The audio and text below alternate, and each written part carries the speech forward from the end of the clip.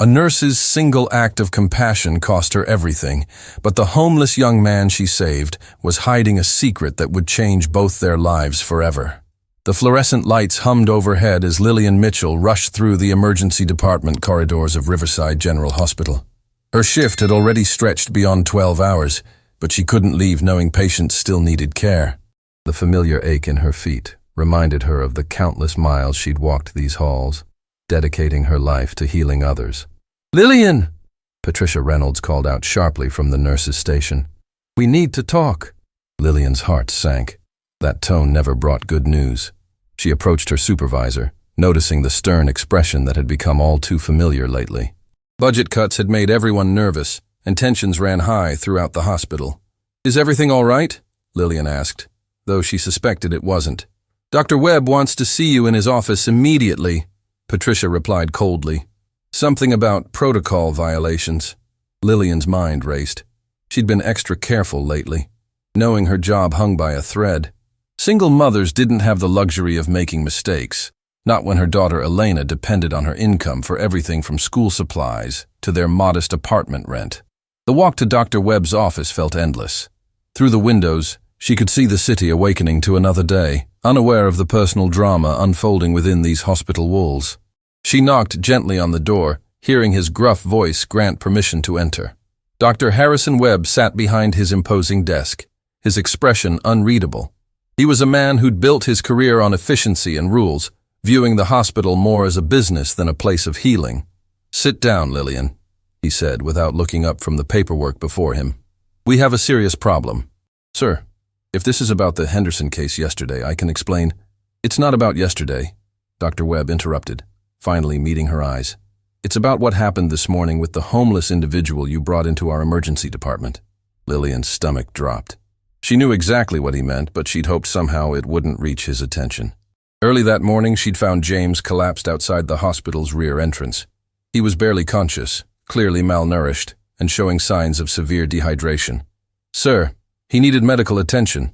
I couldn't just—" "You violated direct hospital policy," Dr. Webb continued, his voice growing colder.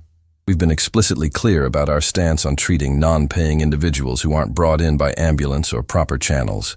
Lillian felt her cheeks flush with a mixture of anger and desperation. He could have died. Are we really going to turn away someone who needs help just because they can't pay? This hospital is not a charity, Lillian. We have protocols for a reason. The board has been breathing down my neck about our charity care expenses, and I cannot have nurses making unilateral decisions that cost this facility money. The words stung like physical blows. Lillian had dedicated years of her life to this place, working double shifts when they were understaffed, staying late to comfort grieving families, and going above and beyond what her job description required. Now, showing basic human compassion was being treated as a fireable offense. "Dr. Webb, please. My daughter depends on this job. I've never had any complaints about my work performance. Can't we find another solution?" "The decision has been made," he replied, standing to emphasize the finality of his words. "Security reviewed the footage, and several staff members reported your actions. You brought an unauthorized individual into our treatment areas, used hospital resources without approval, and directly violated our admission protocols." Lillian's hands trembled as the reality set in. "You're firing me? Your employment with Riverside General is terminated effective immediately. Patricia will escort you to collect your personal belongings, and security will see you out." The room seemed to spin around her. Years of dedicated service, countless nights away from her daughter, all the sacrifices she'd made to build a career in nursing. Everything was crumbling because she'd chosen to help someone in need. "What about James?" she asked quietly. "The young man I brought in? He was discharged once he was stabilized. Against medical advice, I might add.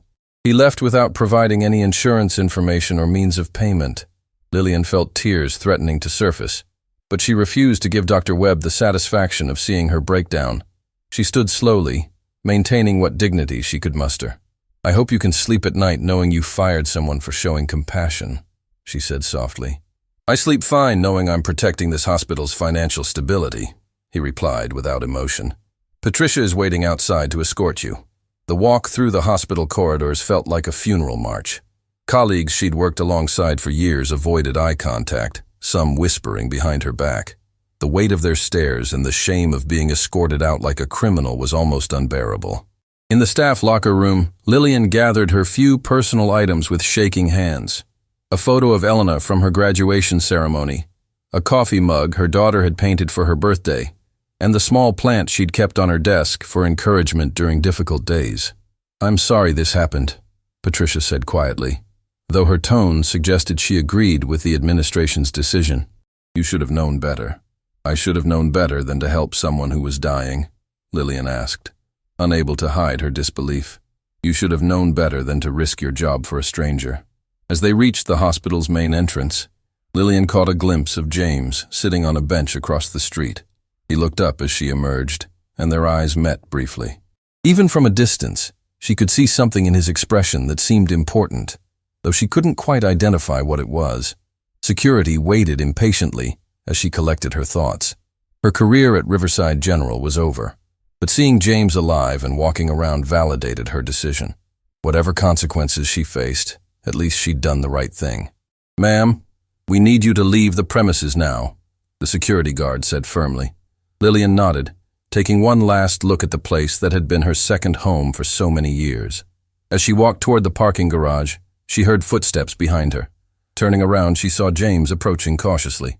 "Excuse me," he said softly, his voice stronger than she'd expected. "Are you the nurse who helped me this morning?" "Yes, but I can't talk right now. I need to get home to my daughter." "Please, just one moment," James insisted, reaching into his worn jacket pocket. "I need to give you something." He pulled out a small, weathered business card and pressed it into her hand. Before she could examine it properly, he disappeared back into the crowd of people moving along the sidewalk. Lillian looked down at the card, squinting to read the faded text. What she saw made her heart stop entirely.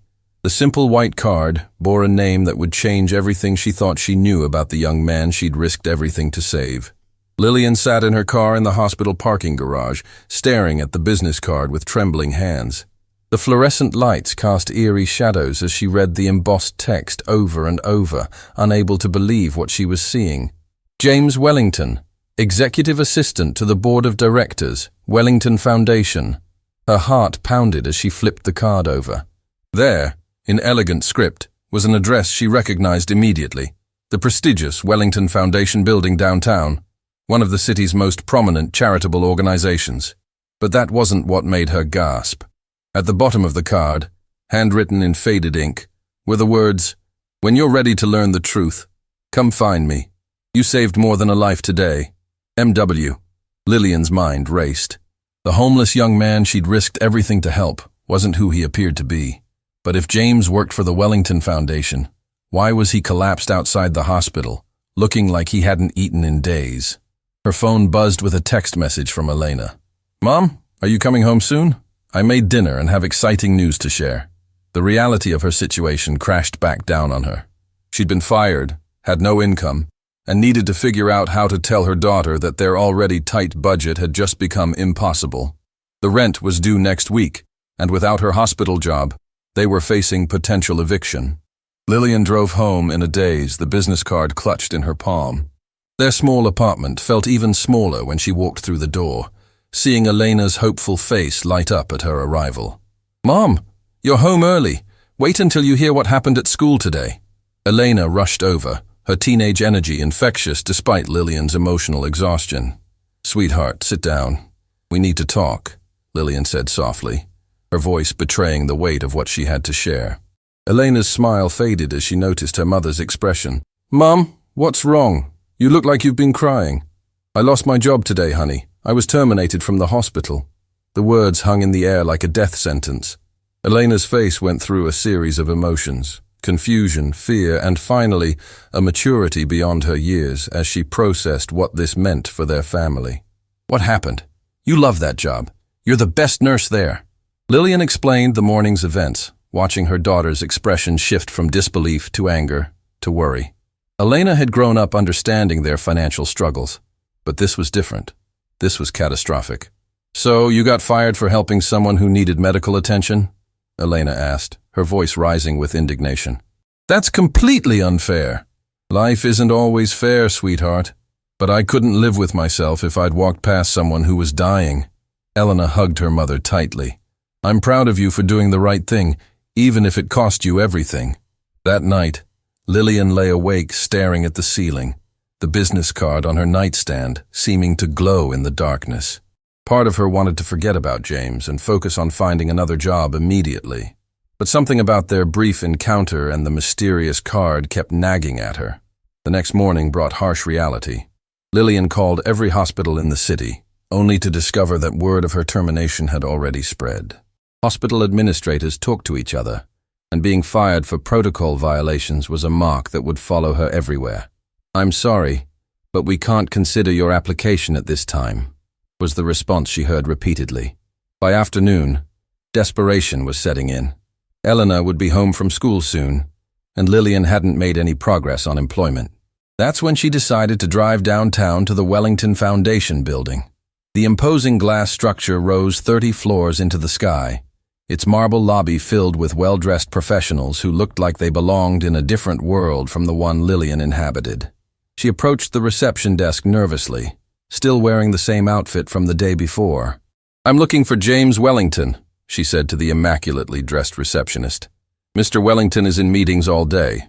Do you have an appointment?" "He asked me to come see him. Please, just tell him Lillian Mitchell is here, the nurse from yesterday." The receptionist looked skeptical, but made the call. Within moments, her expression changed completely. "Mr. Wellington will see you immediately. Please take the elevator to the top floor." The elevator ride felt endless. Lillian's reflection in the polished doors showed a woman who looked defeated, tired, and completely out of place in this world of wealth and privilege. When the doors opened, she stepped into an elegant reception area that screamed expensive taste. A door opened, and James appeared. But this wasn't the same person she'd found collapsed outside the hospital. This James wore an impeccably tailored suit. His hair was styled perfectly, and he carried himself with the confidence of someone accustomed to power and wealth. "Lillian," he said warmly, extending his hand. "Thank you for coming. Please, come into my office." His office was larger than her entire apartment, with floor-to-ceiling windows offering a panoramic view of the city. Awards and certificates lined the walls, along with photos of James with prominent politicians and business leaders. "I don't understand," Lillian said, still standing near the door. "Yesterday you were homeless, dying outside a hospital.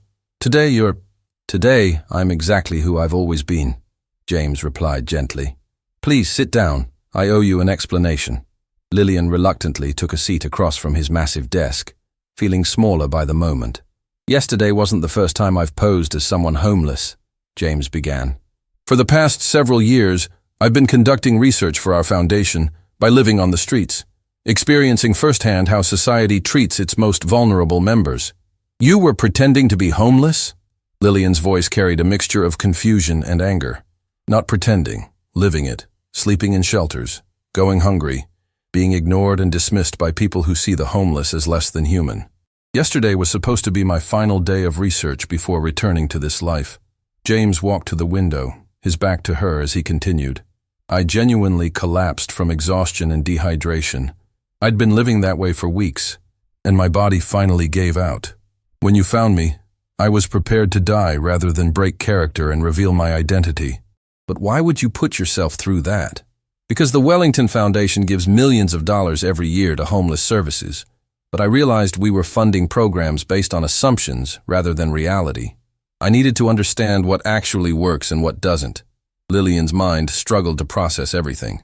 "So, when I helped you, you saved the life of someone who could have easily identified himself and received VIP treatment at any hospital in the city. Instead, you risked your job to help someone you believed had nothing to offer you in return." James turned back to face her, his eyes reflecting something she hadn't seen the day before: profound respect.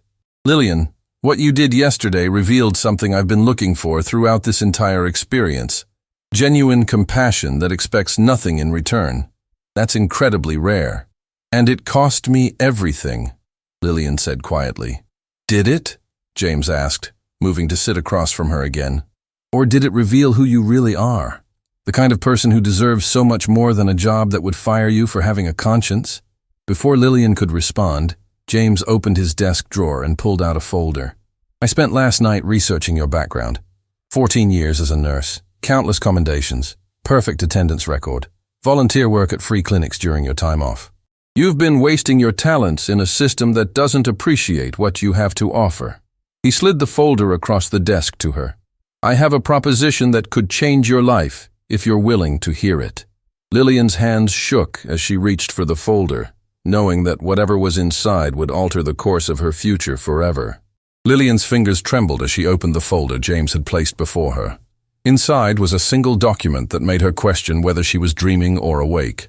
The letterhead read, Wellington Foundation, Director of Community Health Initiative, with her name printed below in elegant font. I don't understand, she whispered, looking up at James, who watched her reaction carefully. What you're holding is a job offer, James explained, his voice gentle but serious. We're launching a revolutionary program to transform how healthcare reaches underserved communities. After witnessing your actions yesterday, I believe you're exactly the person we need to lead this initiative. Lillian's eyes scanned the document, stopping when she reached the salary figure. Her heart nearly stopped. The annual compensation was more than triple what she'd earned at Riverside General. This has to be some kind of mistake, she said, shaking her head. I'm just a nurse who got fired for breaking protocol. I'm not qualified to direct anything. James leaned forward, his expression intense. Lillian, you're looking at this completely wrong. You weren't fired for breaking protocol. You were fired for having the courage to prioritize human life over bureaucracy. That's exactly the mindset we need. He stood and walked to a wall covered with photos and documents. Look at these pictures. These are the programs we currently fund. Homeless shelters, free clinics, food banks. We pour millions into these initiatives every year, but we're failing. How are you failing? These look like wonderful programs. They're Band-Aid solutions created by people who've never experienced poverty, homelessness, or medical discrimination. We're treating symptoms, not causes, because we don't truly understand the problems. James returned to his seat, his eyes reflecting a passion Lillian hadn't expected. My time living on the streets revealed something shocking. Most homeless individuals avoid seeking medical care not because they can't afford it, but because they're treated with such contempt by healthcare workers that they'd rather suffer in silence. The weight of his words hit Lillian like a physical blow. She thought about all the times she'd seen colleagues treat homeless patients differently, rushing through examinations, showing obvious disgust, or making assumptions about drug use or mental illness. What exactly would this position involve? She asked cautiously. You'd oversee the creation of mobile medical units staffed by healthcare professionals who understand dignity and compassion. We'd bring quality care directly to homeless encampments, low-income neighborhoods, and areas where traditional healthcare has failed. James pulled out another folder, this one filled with architectural drawings and budget projections. We're talking about fully equipped medical vehicles, partnerships with major hospitals, and a team of nurses and doctors who share your philosophy about treating every patient with respect. Lillian felt overwhelmed by the scope of what he was describing. James, I appreciate this offer, but I'm not sure I'm the right person. I don't have management experience or the education for this level of responsibility. Education? James laughed, but not mockingly. Lillian, you have something far more valuable than degrees or certifications. You have integrity. Yesterday, when you found me collapsed, you didn't see a homeless person who might be dangerous or undeserving.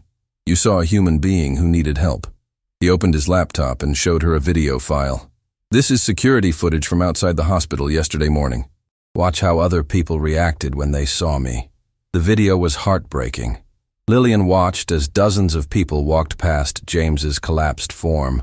Some crossed the street to avoid him, others looked directly at him and kept walking, and a few even pulled out their phones to record him rather than offer assistance. 47 people passed by before you arrived, James said quietly. 47 people who saw someone in medical distress and chose to do nothing. You were the only one who stopped. Lillian felt tears welling up as she watched herself on the video, immediately kneeling beside James and checking his pulse, calling for help, staying with him even when security initially tried to turn them away. This is why I need you to lead this program, James continued. Not because of your nursing skills, though they're excellent, but because of who you are as a person. Lillian's phone buzzed with a text from Elena. Mom, Mrs. Henderson called about the rent. She needs to talk to you tonight. The reminder of her financial reality crashed down on her. Even if this offer seemed too good to be true, she was facing eviction and had no other prospects. "How do I know this isn't some elaborate joke or test?" she asked, her voice barely audible. James reached into his desk and pulled out a checkbook. "Because I'm prepared to give you a signing bonus right now to prove this offer is genuine." He wrote a check and slid it across the desk. Lillian's eyes widened when she saw the amount, enough to cover 6 months of rent and expenses. "This is real," he said firmly. "The question is whether you're brave enough to take a leap of faith." Lillian stared at the check, then at the job offer, then at James. Everything in her logical mind screamed that this was impossible, that good things like this didn't happen to people like her. "There's something else you need to know," James said, his tone becoming more serious. "This isn't just about creating a mobile medical program. We're planning to expose the systemic failures in how hospitals treat vulnerable populations." "What do you mean?" "Riverside General isn't the only hospital that prioritizes profits over patients. We're going to document these practices and work toward policy changes that protect healthcare workers who choose compassion over compliance." Lillian's heart raced. "You're talking about going up against powerful institutions. That could be dangerous." "It could be, but it could also save thousands of lives and transform healthcare for the better. The question is whether you're willing to be part of that change." James stood and extended his hand. "Lillian Mitchell, will you join me in creating a healthcare system that treats every human being with dignity, regardless of their ability to pay?" Lillian looked at the check, the job offer, and James's outstretched hand. In the distance, she could see Riverside General Hospital through the office window, the place that had discarded her for showing basic human decency. She thought about Elena, about their financial struggles, about all the homeless patients she'd seen mistreated over the years. She thought about the video of people walking past James, and how easily she could have been one of them if she'd been running late or distracted. "If I take this position," she said slowly, "I want guarantees that we'll never compromise on patient care for financial reasons." "Agreed. And I want Elena involved in some capacity. She's brilliant, and she deserves to see what it looks like when people fight for what's right." James smiled. "I was hoping you'd say that. We have internship programs for motivated young people." Lillian stood and reached for his hand, but hesitated one final time. "What if I fail? What if I'm not capable of leading something this important?" "Then you'll fail while trying to make the world better," James replied. "That's more than most people can say about their lives." Lillian grasped his hand firmly. "When do we start?" "Right now," James said, his smile genuine and warm. "Welcome to the Wellington Foundation, Director Mitchell." As they shook hands, Lillian felt something she hadn't experienced in years. Hope. Not just for her own future, but for the possibility that her compassion could create real change in the world. But neither of them knew that at that very moment, Dr. Webb was making phone calls that would turn their noble mission into something far more dangerous than either had imagined. That evening, Lillian sat at her small kitchen table with Elena, the Wellington Foundation contract spread before them like a map to a different life. The signing bonus check lay beside it, more money than they'd ever seen at one time. "Mom, this is incredible," Elena said, reading through the job description. "You're going to be helping so many people who need it most." "It feels too good to be true," Lillian admitted, still processing the day's events. "Part of me keeps waiting for someone to tell me it's all a mistake." Elena looked up from the papers, her expression serious beyond her years. "Remember what you always taught me? Sometimes the universe rewards people who do the right thing, even when it's hard." Before Lillian could respond, her phone rang. The caller ID showed an unknown number, but something compelled her to answer. "Lillian Mitchell?" The voice was unfamiliar, cautious. "Yes, who is this?" "My name is Dr. Jennifer Carson. I used to work at Riverside General. I heard about what happened to you yesterday, and I need to warn you about something." Lillian's stomach tightened. "Warn me about what? Can we meet somewhere private? What I have to tell you isn't safe to discuss over the phone." Lillian exchanged glances with Elena, who was listening intently. "I'm not sure I understand. Dr. Webb has been making calls since you were terminated. He's contacted other hospitals, medical boards, and licensing agencies. He's trying to destroy your reputation permanently." The words hit Lillian like ice water. "Why would he do that? I'm already gone from Riverside." Because you represent something he fears, a healthcare worker who puts patients before profit. But there's more. Meet me at Riverside Park in 1 hour. Come alone. And Lillian, be very careful who you trust. The line went dead. Lillian stared at her phone, her hands shaking. Mom, what's wrong? Elena asked, concerned. Lillian explained the conversation, watching her daughter's face shift from excitement to worry. Maybe you shouldn't go, Elena said. This sounds dangerous. I have to know what she's talking about. If Dr. Webb is sabotaging my nursing license, it could affect everything, even my new position with the Wellington Foundation. An hour later, Lillian found Dr. Carson sitting on a bench in the dimly lit park. She was a woman in her 50s, looking nervous and constantly checking over her shoulder. Thank you for coming, Dr. Carson said as Lillian approached. What I'm about to tell you could put both of us in danger. Dr. Carson, you're scaring me. What's this really about? 3 years ago, I discovered that Riverside General was deliberately refusing treatment to homeless patients, even in life-threatening situations. They had an unofficial policy to discourage what they called undesirable patients to protect their image and profits. Lillian felt sick. That's illegal. Medical professionals are required to provide emergency care regardless of ability to pay. Exactly. So I documented everything. Patient records, internal memos, recorded conversations. I was preparing to expose the whole system when they fired me for performance issues. Dr. Carson pulled a tablet from her bag, showing Lillian dozens of files and documents. Look at these cases. Patients who died because they were turned away or given substandard care based solely on their appearance or economic status. The evidence was overwhelming and heartbreaking. Lillian saw case after case of vulnerable people who'd been failed by the very system meant to heal them. Why are you showing me this? Lillian asked. Because your situation yesterday wasn't isolated. It was part of a pattern. But here's what's really disturbing. Dr. Webb called me today, asking questions about you. What kind of questions? He wanted to know if I'd ever worked with you, if I knew about any incidents in your past, if you'd ever been involved in activist activities. Lillian, he's building a case against you. Lillian's mind raced. But why? I don't work there anymore. Because you've connected with James Wellington. Dr. Webb knows exactly who James is and what the Wellington Foundation represents. They see you as a threat to their entire operation. Dr. Carson leaned closer, lowering her voice. There's something else. Riverside General receives significant funding from pharmaceutical companies and medical device manufacturers. They have contracts that incentivize keeping certain types of patients away from their facilities. You mean they're being paid to discriminate? Indirectly, yes. It's all very carefully worded to avoid legal issues, but the intent is clear. Maintain a certain patient demographic to keep their corporate partners happy. Lillian felt overwhelmed by the scope of what Dr. Carson was revealing. What does this have to do with James? The Wellington Foundation has been investigating healthcare discrimination for months. James's undercover research was just one part of a larger plan to expose these practices. Dr. Webb and others know this, and they're terrified. Dr. Carson showed Lillian another document on her tablet. Look at this email chain from last night. Dr. Webb is coordinating with administrators from 4 other major hospitals. They're planning to discredit both you and James before your mobile medical program can launch. The emails were chilling.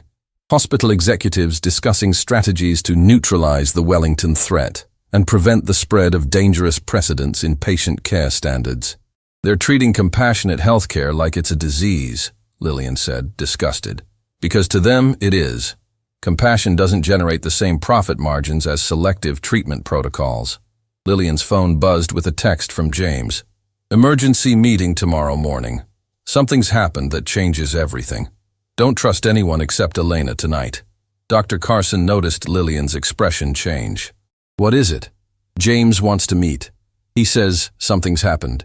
Lillian, you need to be extremely careful. These people have resources and connections you can't imagine. They'll use everything in their power to stop you from exposing their practices. So what am I supposed to do? Give up? Let them continue hurting vulnerable patients? Dr. Carson smiled for the first time that evening. No, you fight back. But you do it smart. I've been collecting evidence for 3 years, waiting for the right moment and the right ally. She handed Lillian a secure phone. This contains copies of everything I've gathered. Medical records, financial documents, recorded conversations. Enough evidence to bring down not just Riverside General, but the entire network of hospitals involved in this discrimination. Why are you trusting me with this? Because yesterday, when you chose to help James despite the consequences, you proved you're exactly the kind of person who can handle this responsibility. As they prepared to part ways, Dr. Carson grabbed Lillian's arm. Remember, they're going to try to make you look unstable, unprofessional, or dangerous. Document everything. Trust no one completely. And always have an escape plan. Lillian drove home with her mind spinning. The secure phone felt heavy in her pocket, loaded with information that could change healthcare forever, or destroy her life completely. When she arrived home, Elena was waiting anxiously. "Mom, what happened? You look terrified." Lillian sat down and explained everything Dr. Carson had revealed. Elena listened with growing anger and determination. "So, Dr. Webb isn't just a bad boss. He's part of a system that deliberately hurts people who need help most?" "It appears that way." Elena stood up, her jaw set with resolve. "Then we have to stop them, all of them. Elena, this is dangerous. These people have power and money, and they're willing to destroy anyone who threatens their profits. Mom, you taught me that doing the right thing is never safe or easy. But it's still the right thing." Lillian looked at her daughter, seeing a strength and wisdom that made her proud and terrified at the same time. "Tomorrow, when I meet with James, everything changes. Our lives will never be the same." "Good," Elena said firmly, "because the way things are now isn't working for anyone except the people making money from other people's suffering." That night, Lillian lay awake knowing that she stood at a crossroads. She could take the safe path, accept James's job offer quietly, and try to help people within the existing system. Or she could use Dr. Carson's evidence to expose the corruption and fight for real change. By morning, she'd made her decision, one that would either transform healthcare forever or destroy everyone she cared about. The next morning, Lillian arrived at the Wellington Foundation building to find unusual activity in the lobby. Security guards were stationed at every entrance, and employees whispered nervously in small groups.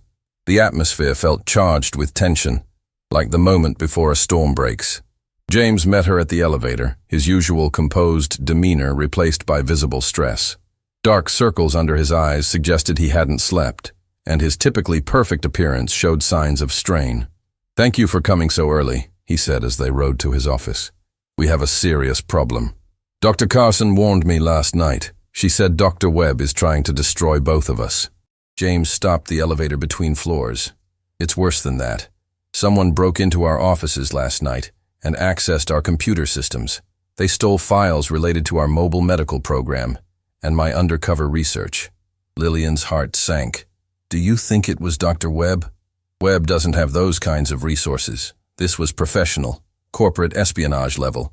Whoever did this knew exactly what they were looking for and how to get it without triggering our main security systems." The elevator resumed its ascent, and Lillian noticed her reflection in the polished doors looked pale and frightened. "What does this mean for our program?" "It means they know everything we're planning. Our launch strategy, our funding sources, even the locations where we intended to set up mobile units." They reached James's office to find his assistant, Rebecca, waiting with a stack of newspapers and printouts. Her expression was grim as she spread the materials across his desk. "Sir, you need to see this," Rebecca said. "It started hitting online news sites an hour ago."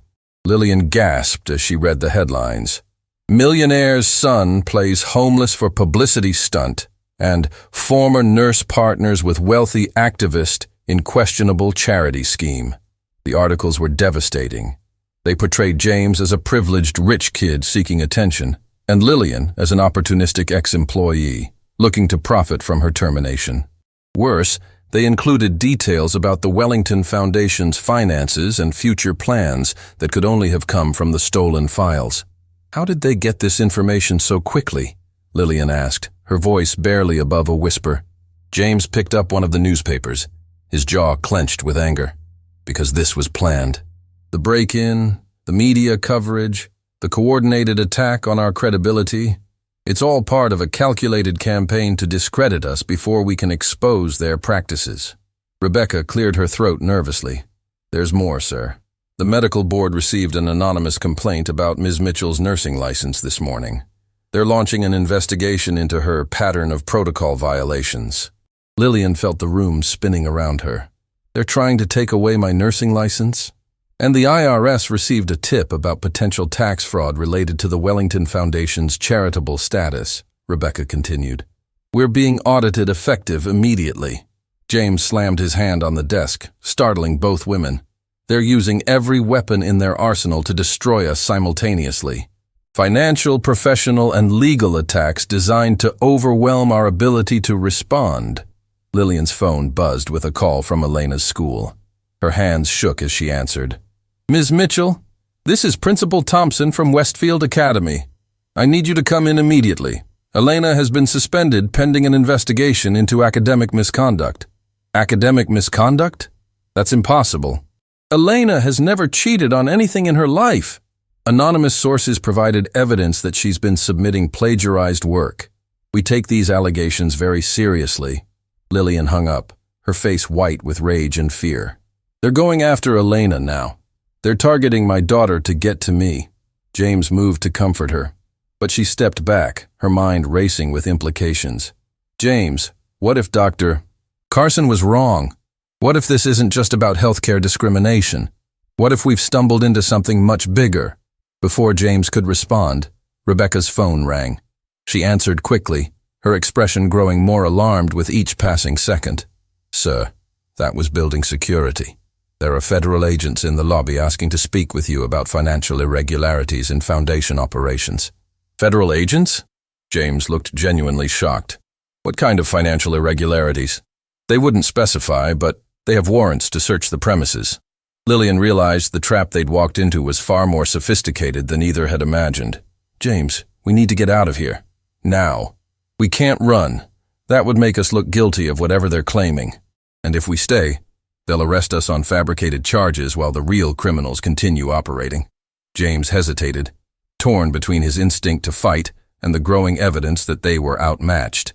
That hesitation cost them precious seconds. The office door burst open as federal agents entered with weapons drawn. James Wellington and Lillian Mitchell, you're under arrest for conspiracy to commit fraud and obstruction of justice. This is ridiculous, James protested, as agents moved to restrain him.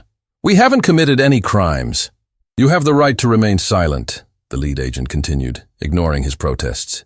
Lillian watched in horror as they handcuffed James, her mind struggling to process how quickly their noble mission had turned into a nightmare.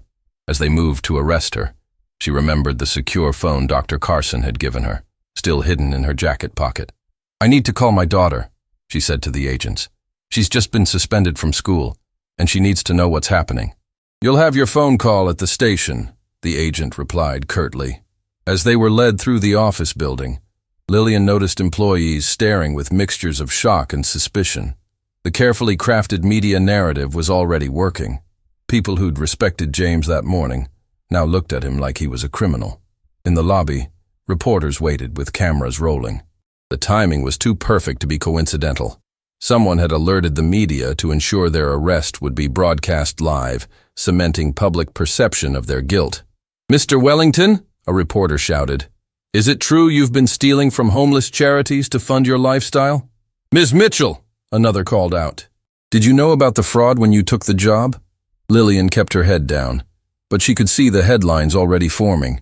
By evening, their reputations would be destroyed beyond repair, and the real criminals would be free to continue their systematic abuse of vulnerable patients. As they were placed in separate police vehicles, Lillian caught James's eye through the window. The look they shared conveyed the same realization. They'd been played by opponents far more ruthless and organized than they'd anticipated. During the drive to the station, Lillian discreetly activated the secure phone Dr. Carson had given her, sending a pre-programmed emergency message. If they were going down, at least the evidence of hospital corruption would survive. But as they pulled up to the police station, Lillian saw Dr. Carson being led out in handcuffs, her face bruised and her clothes disheveled. Their eyes met for a split second, and Dr. Carson mouthed a single word, run. Too late, Lillian realized the true scope of the conspiracy they'd uncovered. This wasn't just about hospital profits or healthcare discrimination. They'd stumbled into a network of corruption that reached far beyond anything they'd imagined, and now everyone who threatened to expose it was being systematically eliminated.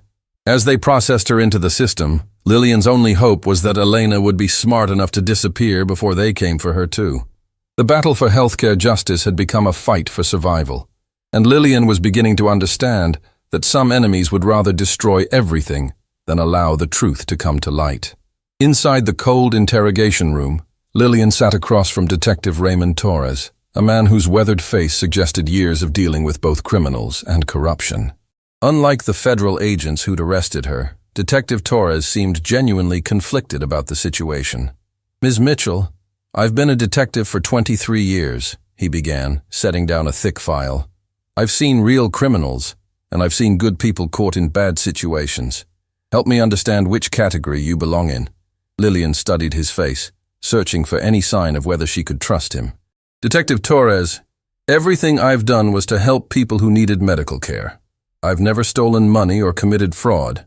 "Then explain this," he said, opening the file to reveal financial documents. "Bank transfers from Wellington Foundation accounts to your personal checking account. $50,000 in the past week alone." Lillian's heart sank as she recognized the signing bonus James had given her. "That was my signing bonus for accepting a position with their mobile medical program. It's completely legitimate. According to our financial crimes unit, the Wellington Foundation has been moving money through shell companies and fake charities for months. You were either complicit in money laundering or incredibly naive. That's impossible. James showed me their programs, their budget projections. Everything seemed legitimate." Detective Torres leaned back in his chair, studying her reaction. "Ms. Mitchell, what if I told you that James Wellington isn't who you think he is?" Before Lillian could respond, the interrogation room door opened. A woman in an expensive suit entered, followed by a man Lillian didn't recognize. "Detective Torres, this interview is over," the woman announced. "I'm attorney Janet Harrison, representing Ms. Mitchell. My client will not be answering any more questions without legal counsel present." Lillian stared at the woman in confusion. "I didn't call a lawyer. I can't afford one." "Your daughter arranged legal representation," Attorney Harrison explained. "Elena is quite resourceful for someone her age." Detective Torres gathered his files reluctantly. "Ms. Mitchell, you're being released on bail, but don't leave the city. We'll have more questions soon." As they walked through the police station, Attorney Harrison explained quietly, "Elena contacted our firm after seeing the news coverage. She convinced our managing partner that you were being framed as part of a larger conspiracy. How could Elena afford to hire lawyers? She didn't hire us. Someone else is paying our fees, but they insisted on anonymity. Elena just made the initial contact." Outside the police station, Elena waited anxiously beside a car Lillian didn't recognize. Her daughter ran to embrace her, tears streaming down both their faces. "Mom, I was so scared they were going to keep you locked up forever," Elena sobbed. "Sweetheart, how did you manage all this? The lawyer, getting me released. After they suspended me from school, I went to the library and researched everything about the Wellington Foundation, Riverside General and Dr. Webb. Mom, what you've stumbled into is much bigger than healthcare discrimination." Attorney Harrison opened the car door for them. "We need to get you somewhere safe while we sort this out. The media is painting you as criminals, but someone wants to help you prove your innocence." During the drive, Elena showed Lillian printed articles and documents she'd gathered. "Look at this, Mom. Dr. Webb sits on the boards of 3 pharmaceutical companies. Riverside General receives millions in research funding from those same companies." Lillian studied the papers, beginning to see connections she'd missed before. "So when hospitals turn away certain patients, they're protecting research studies that require specific demographics." "Exactly. Poor patients, homeless patients, people with complex medical histories. They mess up clinical trial results, so hospitals get paid to keep them away." Attorney Harrison nodded approvingly. "Elena has done remarkable investigative work. She's uncovered financial relationships that even our firm's researchers missed."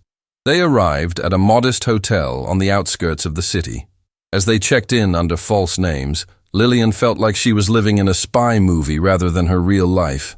In their hotel room, Elena continued her explanation. "Mom, The person who paid for our lawyer is someone who's been investigating this conspiracy for years. They've been waiting for the right opportunity to expose everything. Who is it? I don't know yet. They communicate through encrypted messages and only identify themselves as a friend of justice. But they knew about Dr. Carson's evidence in your meeting with James before it happened. Lillian felt a chill of realization. Elena, what if we're not the victims in this situation?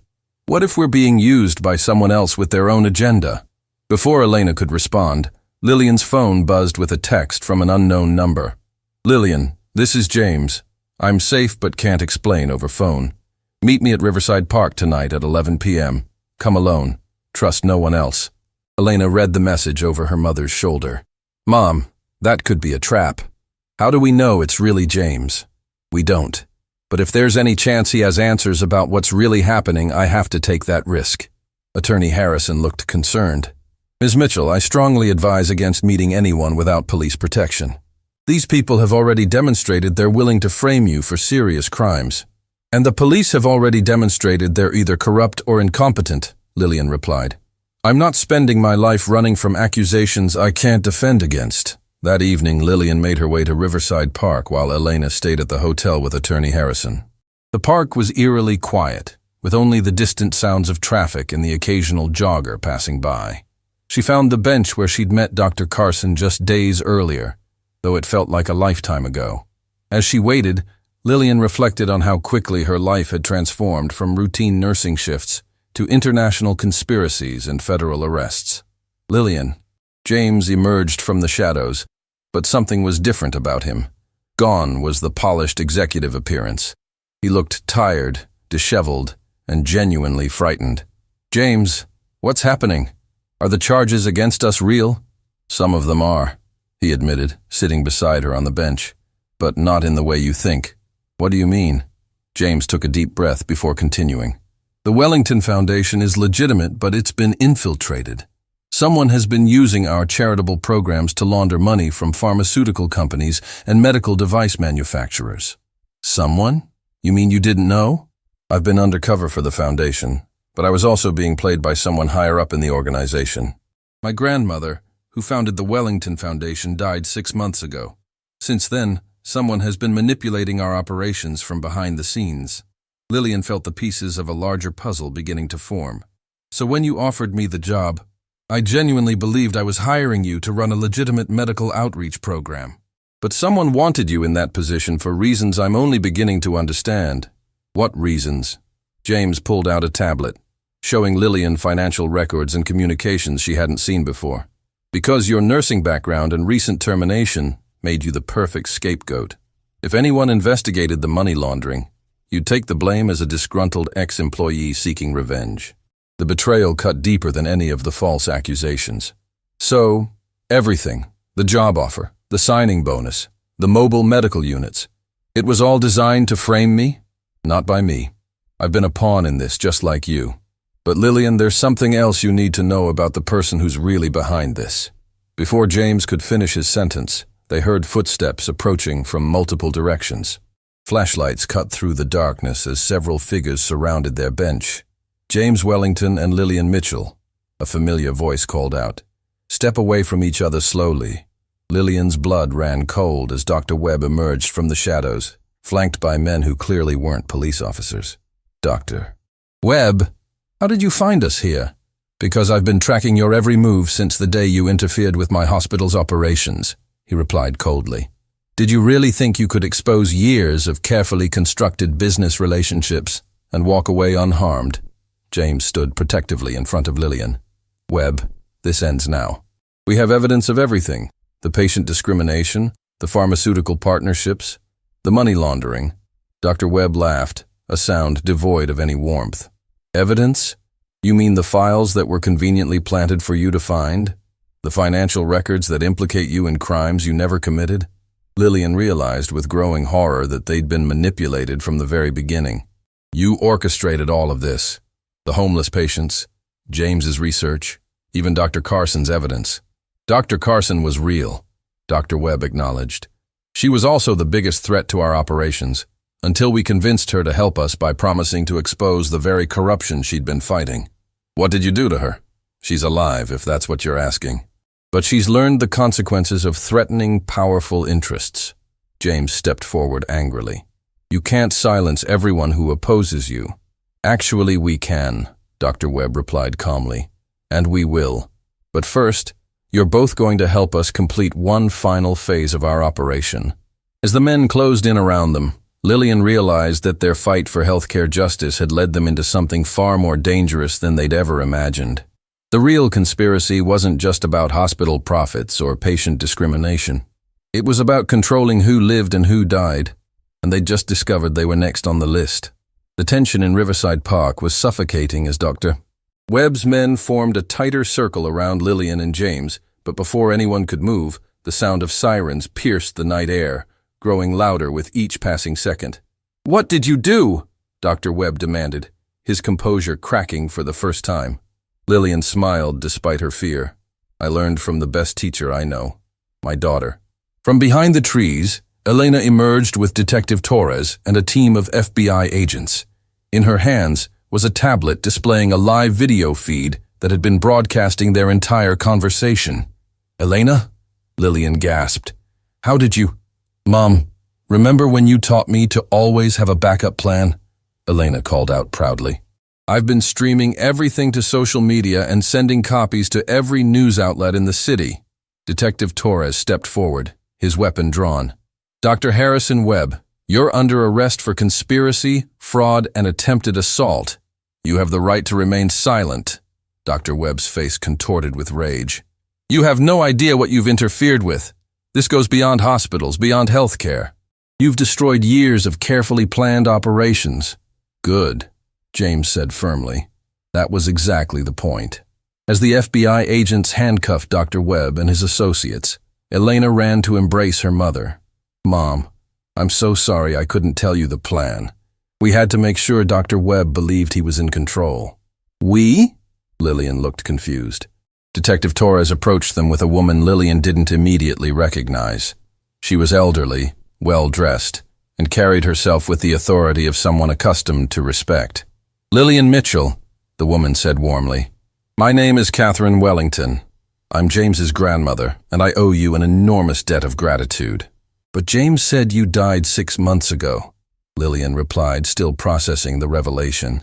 "I needed people to believe that while I investigated who had infiltrated my foundation," Catherine explained. "My grandson's undercover work was part of a larger operation to expose corruption in the healthcare system." James looked stunned. "Grandmother, you've been alive this entire time.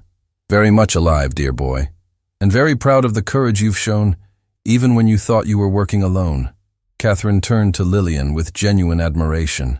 "When Detective Torres told me about a nurse who'd been fired for helping a homeless patient, I knew we'd found someone with the integrity our investigation needed.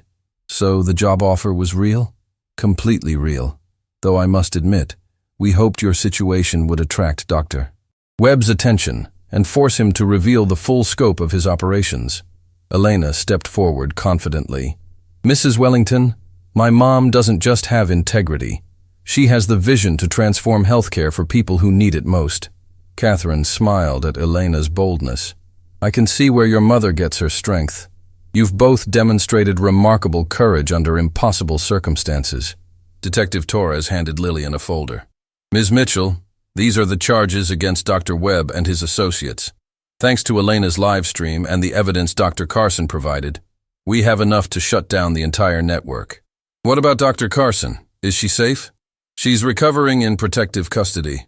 Her testimony will be crucial in prosecuting everyone involved in this conspiracy." As dawn broke over the city, Lillian found herself standing outside Riverside General Hospital with James, Elena, and Catherine. The building that had represented her professional downfall now seemed like a symbol of systemic problems that could finally be addressed. "Lillian," Catherine said, "I want to formally offer you the position of Director of Healthcare Justice for the Wellington Foundation. Your salary will be substantial, but more importantly, you'll have unlimited resources to ensure no patient is ever turned away because of their economic status. And I want to work with you," Elena added. "If you'll have me as an intern, I want to help create a healthcare system that treats everyone with dignity." Lillian looked at her daughter with overwhelming pride. Elena, you've already done more to change healthcare than most professionals accomplish in their entire careers. James stepped forward. Lillian, I know we've been through an ordeal that neither of us expected, but your compassion saved my life, and your courage exposed corruption that was hurting thousands of vulnerable patients. We all saved each other, Lillian replied. That's what happens when people choose to do the right thing, even when it's dangerous. Catherine nodded approvingly. That's exactly the philosophy we need leading our healthcare initiatives. 6 months later, Lillian stood before a congressional committee investigating healthcare discrimination. Beside her sat Dr. Carson, now fully recovered and serving as the Foundation's chief medical ethics officer. Senators, Lillian testified, what we've learned is that healthcare discrimination isn't just morally wrong, it's financially destructive to our entire medical system. When hospitals turn away patients based on their ability to pay, they're not protecting profits. They're creating expensive emergency situations that cost taxpayers millions. The hearing was broadcast live, with Elena managing the Foundation's social media coverage from the gallery. Their mobile medical units were now operating in 12 cities, providing free, dignified health care to anyone who needed it. Dr. Webb and his associates had been convicted on multiple charges. Riverside General Hospital was under new management, with policies that prioritized patient care over profit margins. But the real victory was smaller and more personal. That evening, Lillian returned to their new apartment, a spacious place Eleanor had chosen because it had room for Lillian's medical textbooks and Eleanor's growing collection of policy research. Mom, Elena said as they prepared dinner together, do you ever regret helping James that first day? Lillian considered the question seriously. Elena, helping James cost me a job I thought I needed, but it gave me a purpose I never knew I was searching for. And it taught me that one person's courage can change everything, Elena added. Not one person, Lillian corrected gently. It taught us that when people support each other and refuse to accept injustice, they can overcome systems that seem impossible to change. As they sat down to eat, Lillian's phone buzzed with a message from Dr. Carson. First mobile unit in Detroit treated 347 patients today. 0 turned away, 0 charged fees, all treated with dignity. This is what healthcare should look like. Lillian showed the message to Elena, who smiled proudly. Mom, do you think we've really changed things? I think we've proven that compassion is more powerful than corruption, that truth is stronger than money, and that people who care about each other can accomplish things that seem impossible. Elena hugged her mother tightly. I love you, Mom. And I'm proud that when you had to choose between keeping your job and saving someone's life, you chose life. I'll always choose life, Lillian replied. And dignity and justice, and the belief that every human being deserves to be treated with respect. Outside their window, the city sparkled with lights representing millions of people going about their daily lives. Somewhere among them were patients who would receive better care because a nurse had chosen compassion over compliance, because a young woman had refused to accept injustice, and because people had discovered that standing together could overcome even the most powerful corruption. The fight for healthcare justice would continue, but it would be led by people who understood that healing wasn't just about medicine. It was about recognizing the humanity in every person who needed help, and that was a lesson worth everything it had cost to learn.